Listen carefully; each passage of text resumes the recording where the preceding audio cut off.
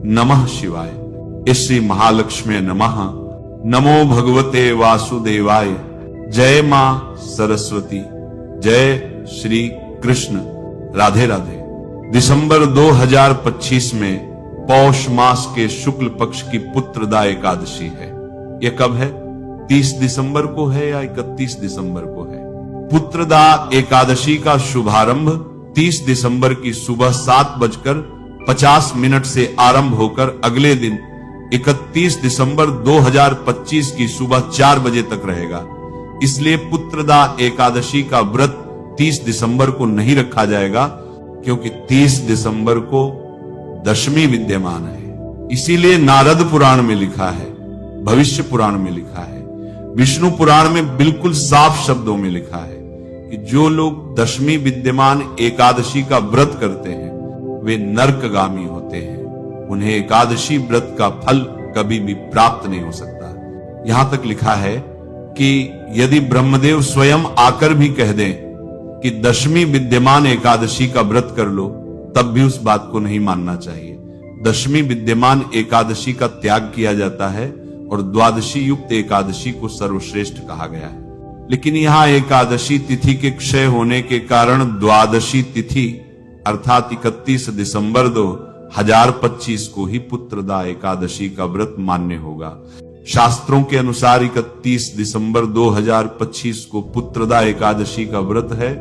इस व्रत का पारण 1 जनवरी 2026 को सुबह 6:37 से लेकर 8:37 के मध्य करना शुभ रहेगा। पुत्रदा एकादशी व्रत का पारण इसी समय में अवश्य कर लें। इसके पारण का शुभ मुहूर्त क्या है? इस पुत्रदा एकादशी का व्रत किस विधि के अनुसार करना चाहिए ताकि दंपतियों के घर में पुत्र रत्न की प्राप्ति हो, अर्थात उनके घर में भगवान श्री कृष्ण जैसी संतान पैदा हो, उनके घर में पुत्र पैदा हो। जो लोग विवाह के बाद दुखी रहते हैं, उनके घर में संतान नहीं हो रही, उनके घर में पुत्र नहीं हो रहा, तो इस एकादशी का व्रत रखें तो किस विधि के अनुसार रखें, किस विधि के अनुसार कथा सुने, किस विधि के अनुसार पारण करें और किन किन वस्तुओं का दान करें। तुलसी जी की कितनी परिक्रमा करें, केले के वृक्ष की कितनी परिक्रमा करें, पीपल के वृक्ष की कितनी परिक्रमा करें, आंवले के वृक्ष को किस प्रकार दीप दान करें, और भगवान राधा कृष्ण जी के मंदिर में या लक्ष्मी नारायण भगवान जी के मंदिर में जाकर किन वस्तुओं का दान करें ताकि 1 साल के भीतर हमारे घर में पुत्र की प्राप्ति हो जाए। यानी कि आपकी गोद में नन्हा मुन्ना बाल कृष्ण भगवान का रूप आपका पुत्र खेलने लग जाए। पुत्रदा एकादशी का व्रत किस विधि के अनुसार करना चाहिए? सर्वप्रथम जो एकादशी व्रत का नियम है वह लगभग एक जैसा होता है, लेकिन इसमें विशेष क्या है? जो पुत्रदा एकादशी है, दशमी तिथि के दिन ब्रह्मचर्य का पालन पति पत्नी अवश्य करें। चावल बिल्कुल भी ना खाएं, सात्विक भोजन करें और दशमी तिथि के दिन भी एक समय ही भोजन करें और संध्या के समय अर्थात रात को गौ माता का दूध पिए और संभव हो सके तो जिस गौ माता के पीछे बछड़ा हो, जिस गौ माता ने बछड़े को जन्म दिया हो, उसका दूध आप दशमी तिथि की रात्रि को ग्रहण करें। और यदि आपको पुत्र की कामना है तो थोड़ा सा कष्ट आपको उठाना पड़ेगा। व्रत का अर्थ होता है शरीर को थोड़ा सा कष्ट देना, अर्थात तप करना, व्रत करना। यह कष्ट देकर ही संभव है। दशमी तिथि के बाद ब्रह्म मुहूर्त में सूर्योदय होने से पहले आप प्रातः 4:30 बजे उठ जाइए। पति पत्नी स्नान करें और स्नान करने के लिए सर्वप्रथम अपने जल में आंवला अवश्य डालें, थोड़ा सा गंगा जल अवश्य डालें और स्नान करने के बाद बिल्कुल पवित्र वस्त्र धारण करें। इस दिन भी आपने ब्रह्मचर्य से रहना है, कुछ गलत न सुनना है। इस आपकी बात देखने के लिए कुछ गलत गंदा न देखना है, गलत गंदा न बोलना है। गंदा स्पर्श किसी का आपस में पति पत्नी उस भावना से कदापि न करें और स्नान करने के बाद शुद्ध पवित्र वस्त्र धारण करें। और ध्यान रखें, पुरुष हमेशा श्वेत वस्त्र धारण करें और स्त्रियां पीले वस्त्र धारण करें। स्वच्छ वस्त्र धारण करने के बाद सर्वप्रथम भगवान सूर्य को आपने अर्घ्य देना है। तांबे के लोटे में थोड़ा सा गुड़ डालकर, लाल सिंदूर डालकर, लाल पुष्प डालकर आप सूर्य भगवान को इस मंत्र के साथ सर्वप्रथम अर्घ्य दें। घृणी सूर्याय नमः। सबसे पहली किरण सूर्य देव की आपके मस्तक को छुए। और याद रखें, जब आप सूर्य भगवान को अर्घ्य दे रहे हो तो तुलसी जी में न दें, और ऐसी जगह अर्घ्य दें कि वह अर्घ्य का गिरने वाला जल आपके चरणों में न गिरे। कोई पात्र रख लें, बाल्टी रख लें, और फिर उस अर्घ्य वाले जल को अपने नेत्रों से लगाएं। 7 बार खड़े खड़े घड़ी की दिशा में सूर्य भगवान की परिक्रमा करें। उसके बाद अपने पूजा कक्ष में जाएं। हाथ में पवित्र गंगाजल धारण करें। पति पत्नी दोनों आपस में हाथों को जोड़ लें और फिर भगवान श्री कृष्ण के सामने, अपने लाडली गोपाल जी के सामने, शालिग्राम भगवान के सामने, लक्ष्मी नारायण भगवान के सामने, श्री सीताराम जी भगवान के सामने अपने व्रत का सर्वप्रथम संकल्प लेना है। हाथ में गंगा जल लीजिए, एक सिक्का लीजिए, एक तुलसी पत्र अवश्य लीजिए और श्वेत तिल, थोड़े से तिल अवश्य हाथ में रखकर भगवान से प्रार्थना कीजिए। हे मेरे लाडली गोपाल जी, हे मेरे लक्ष्मी नारायण भगवान, हे मेरे शालिग्राम भगवान, हम पति पत्नी पुत्र की कामना लेकर प्रभु आपकी प्रसन्नता के लिए पुत्रदा एकादशी का व्रत कर रहे हैं। हे प्रभु, हमारे इस व्रत को परिपूर्ण करने के लिए हमें शक्ति प्रदान करें, हमारे संकल्प को स्वीकार करें और फिर उस जल को लक्ष्मी नारायण या अपने लाडली गोपाल जी के चरणों में अर्पित कीजिए। फिर बड़ी भाव श्रद्धा से पंचामृत लीजिए। पंचामृत आप जानते हैं कि गौ माता का दूध है, दही है, घी है और फिर शक्कर है और शहद है। इन 5 चीजों को मिला लीजिए, तुलसी पत्र डाल लीजिए। फिर उस पंचामृत से तिनमो भगवते वासुदेवाय मंत्र बोलकर लाडली गोपाल जी का अभिषेक शंख के साथ करवाएं।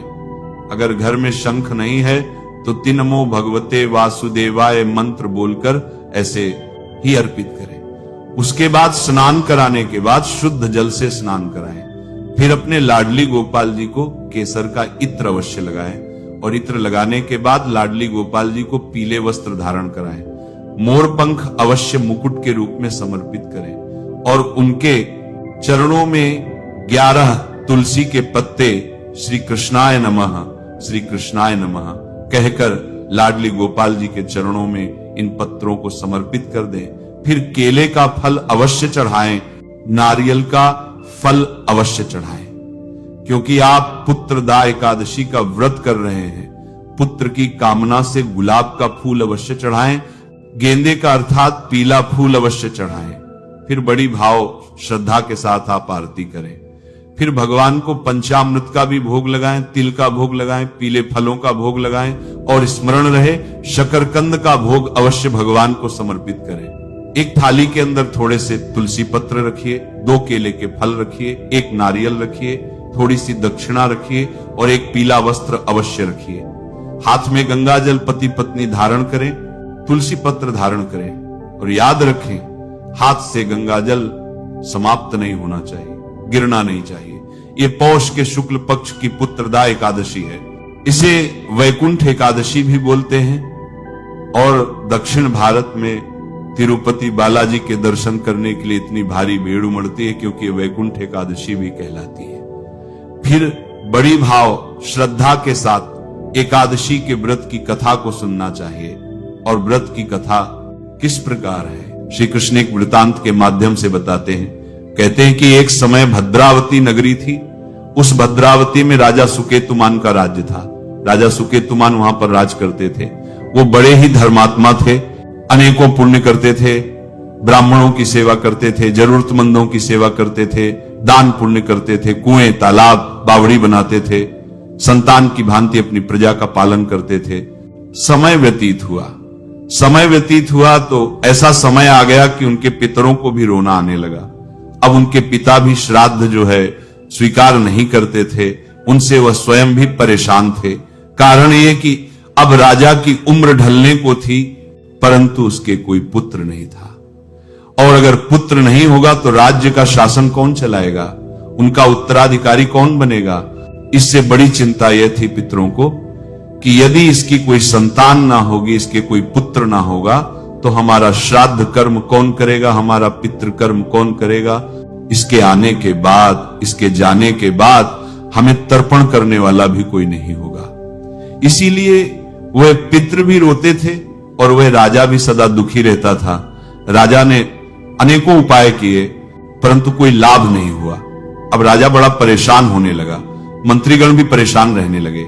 एक दिन राजा बहुत परेशान था। उसने अपना घोड़ा लिया, घोड़े पर सवार हुआ और बिना कुछ बताए ही वह जंगल की ओर चला गया।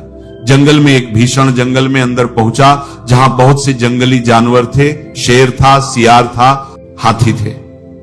वहां वह जंगल की शोभा देखता रहा, उदास था। देखते देखते उसको दोपहर हुई तो प्यास लगी। प्यास लगी तो वह जल की खोज में नजदीक में ही दिखाई दे रहे एक जलाशय के पास पहुंचा। वहां उसने देखा कि वहां ऋषियों के कुछ सुंदर सुंदर आश्रम हैं और उनमें कुछ विश्वदेवगण जो हैं कुछ पूजा पाठ कर रहे हैं। अतः वह राजा वहां पहुंचा, उसने सबको प्रणाम किया। उन्होंने कहा कि आप इस घने जंगल में क्या कर रहे हैं और आप कौन हैं? तो उन्होंने कहा कि राजन, हम विश्वदेव हैं और स्नान करने के लिए यहां आए हैं। माघ निकट आया है, आज से 5वें दिन माघ का स्नान आरंभ हो जाएगा, तो इसी कारण से हम पुत्रदा एकादशी का व्रत कर रहे हैं। जो व्रत करने वालों को पुत्र देती है, उनकी मनोकामनाओं को पूर्ण करती है और उसके बाद माघ स्नान करके फिर हम अपने लोक को वापस चले जाएंगे। राजा ने जैसे ही पुत्रदा एकादशी का नाम सुना और सुना कि मनुष्यों को पुत्र देती है, वह प्रसन्न हो गया। उन्होंने बारंबार सभी विश्वदेव को प्रणाम किया, उनके पैर पकड़ लिए, बोले, हे विश्वदेवगण, यदि आप लोग प्रसन्न हैं तो मुझे पुत्र दीजिए, क्योंकि मुझे पुत्र की अत्यंत आवश्यकता है, अत्यंत इच्छा है मेरी कि मुझे एक योग्य पुत्र हो जो मेरा राजपाट भी संभाले और मुझे मेरी मृत्यु के बाद मुझे तथा मेरे पितरों को तर्पण भी दे, पिंडदान भी करे। सभी विश्वदेवों ने कहा कि हे राजन, तुम चिंतित क्यों होते हो? अवश्य ही तुम्हें संतान की प्राप्ति होगी। आज ही पुत्रदा एकादशी है, आज इसकी हमारी बताई हुई विधि से व्रत करो, पूजन करो और कल इसका पारण करना। इससे तुम्हें संतान निश्चित रूप से पुत्र के रूप में प्राप्त होगी। देश श्री कृष्ण कहते हैं कि इस प्रकार उन कुंभ में रहने वाले मुनियों के कहने से राजा ने उस उत्तम व्रत का पालन किया और महर्षियों के अनुसार ही विधि पूर्वक पुत्रदा एकादशी का अनुष्ठान किया।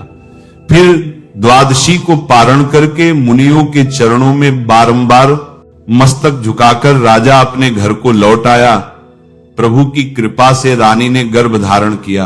प्रसव काल आने पर पुण्यकर्मा राजा को तेजस्वी पुत्र की प्राप्ति हुई, जिसने अनेकों गुणों से पिता को संतुष्ट किया।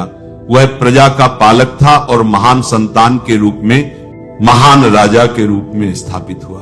भगवान कृष्ण कहते हैं, जो कोई पुत्रदा एकादशी का व्रत पुत्र की इच्छा से संकल्प करके करता है, उसे पुत्र की प्राप्ति अवश्य होती है। इसलिए प्रिय भक्तों, यह एकादशी संतान देने वाली है, पुत्र देने वाली है। इसलिए इस व्रत की कथा को जो सच्ची श्रद्धा से सुनता है या सुनाता है, उसको भगवान के वैकुंठ की प्राप्ति होती है और उसकी सभी मनोकामनाएं पूर्ण होती है।